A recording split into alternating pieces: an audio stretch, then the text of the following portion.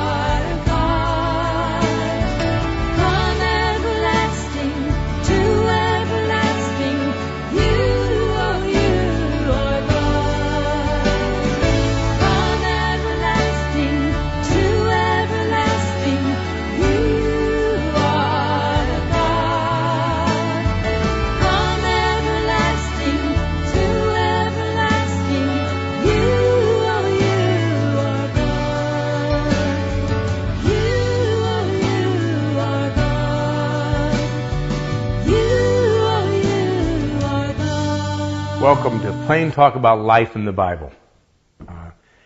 If you haven't been with us every week, you'll know one thing. We were in the book of Judges a long time. We didn't finish the book of Judges yet. We're going back to the book of Judges. We're going to find out what the heck that Samson was thinking. And we're going to find out if he's a winner or a loser in life. We'll get back to that because there are a lot of lessons in the book of Judges, and you also know that Samson's life in particular is replete with lessons for all of us. Now, in the meantime, I've taken sort of a left turn to deal with this. A peek at Earthly Mindedness, which is something my wife gave me the courage, frankly, to write. It's a book I wrote. It's the first one I've ever tried, and you'll have to be the judge of whether it's a worthwhile effort or whether I had to go back to the coal mines or I'm not a very good coal miner either. I ought to go back to, never mind, I better stick with this. So you better like it because I don't have a lot of alternatives in this life.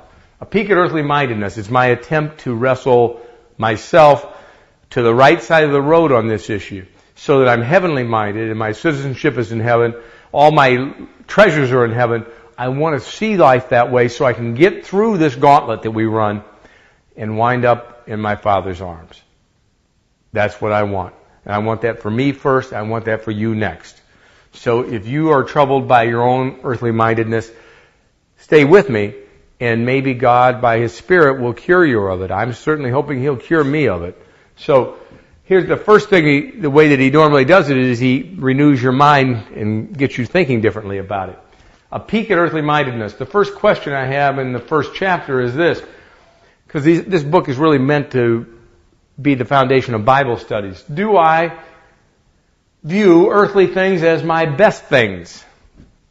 Now, I said at the end of the last show, if you view earthly things, your car, your house, your children, your spouse, all these things that you treasure are earthly things. Maybe they're honors.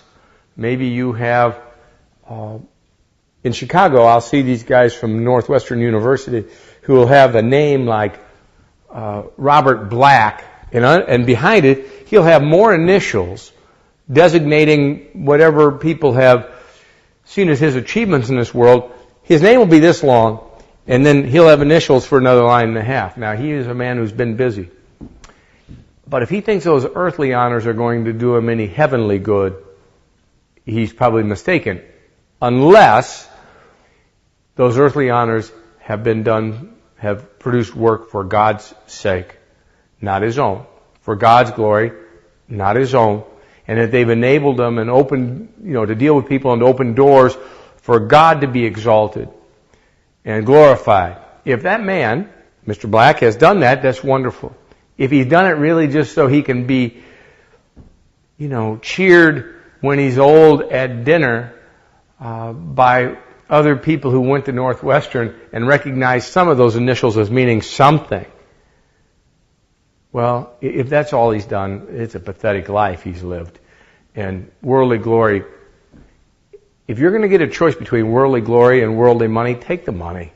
Worldly glory is even harder to control than worldly money, and it has wings. When it wants to take off, it takes off. But believe me, worldly glory is even less desirable as a goal. Now, are they your best things? People say to me, well, Bill, what do you mean by my best things? It's really plain English. What I'm talking about is, are they the things that you treasure the most? Sometimes people say, well, I can't tell. Well, here's the way it is. There's nothing wrong with being content with worldly things. Now look at the distinction I'm going to make for you. Content with worldly things? Yes. Paul says he's content whether he has a lot or a little. A lot? A little. It's all the same to Paul. He's just getting through this life. He's sojourning. Remember, we're pilgrims passing through this world. Content with, but not content in. Prepositions mean a lot, don't they? Not content in. If you're content in worldly goods, it means you find your happiness in worldly goods. You should be content with your worldly goods. That way, if somebody takes them, you won't miss them too badly. Content with, but not content in. If you're content in something, you find your happiness in that something. You're allowed as a Christian. Well, frankly, you're only allowed if you're not a Christian too. But in a special sense, as a Christian, you're allowed only to be content in God Himself. Your happiness resides in God Himself. Your joy resides in the contemplation of Christ. Your longing is to be in His presence. That's everything to you. Not your car, not your house, not your 401k, not your mutual funds with Fidelity. None of those things. You're to be content with them, not content in them. If you're content in any of those things, you're wrong about life. You're sinful. And you're looking for a disappointing end. God doesn't allow you to be content in those things. He insists that you be content only in Him and in God alone. That's what He insists upon. Now, how about this? How do you know if you're content in these things or content with them? How about number 2? Am I distraught when my things are taken from me? My answer is yes. I've been stolen from by friends, by parishioners, by people I've helped along the street. I've been stolen from by employees, relatives, the IRS, if you're watching, you stole from me. Who else? I've had churches steal from me. Now, those are just monetary thefts. How about somebody to steal your reputation? You bet. Ever been slandered? Ever been lied about? Ever been misrepresented? You'll know what I mean. People do it every day.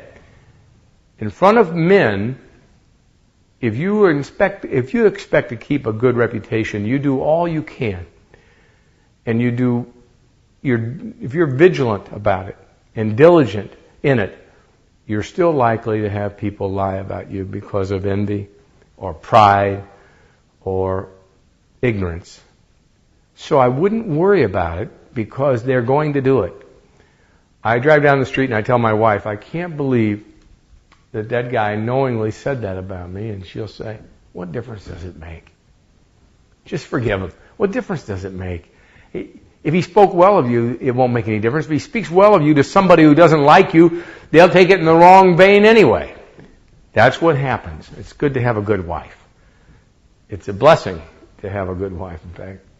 But I say it to you because, am I distraught when my things are taken from me?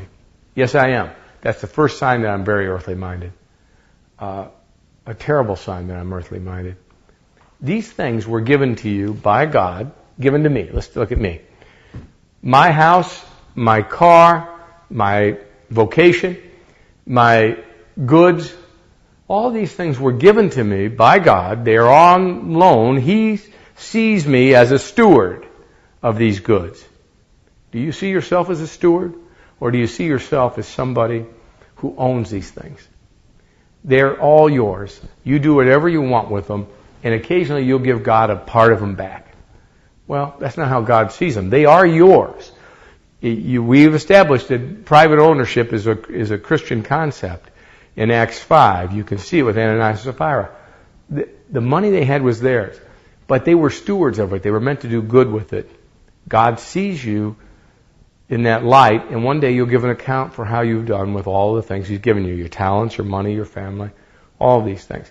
I say that because we have to have our affections always on these things. If our affections are on something, our minds are on them. Remember, if you have your affections on your wife, like I do on mine, your mind just runs to her. When it's not busy, it wants to think about her. Why? Well, it's my mind's favorite thing. It loves to think about Lois. Well, I'm sure your mind feels that way towards your wife. Now, it also tells you, if you just think about it, your thoughts will tell you what you care about most. Do you view the best things of earth as your best things? Well, then, when you're all alone, you're driving down the highway, is that what your mind goes to? A 56 Corvette or a 66 Lincoln or whatever it is your prized possession. The house in the Hamptons or the cottage in North Carolina, whatever it is. Well, those are the things you love best. Your thoughts let you know that. And if they turn out to be worldly things and not heavenly things, you're thinking wrongly. I know I do. And I bet you do. I bet your heart's really set on the things of this world. And all that really happens is eventually God will do to you what He did to me, which is, if you're His child, He'll take those things from you in kindness so that you can understand they're not to be your best things. They can be stolen. Remember what He said. Lay your treasures up in heaven where nobody can break in and no thief can destroy. They're safe in heaven. Put your treasures there, Bill. Why would you be such a fool as to put your best things in this world? It's perishing. It's passing away. Don't make that mistake, folks. I've made that mistake. Please learn from my mistake before you copy it. Do not toil to acquire wealth. Be discerning enough to desist. When your eyes light on it, it is gone, for suddenly it sprouts wings, flying like an eagle toward heaven,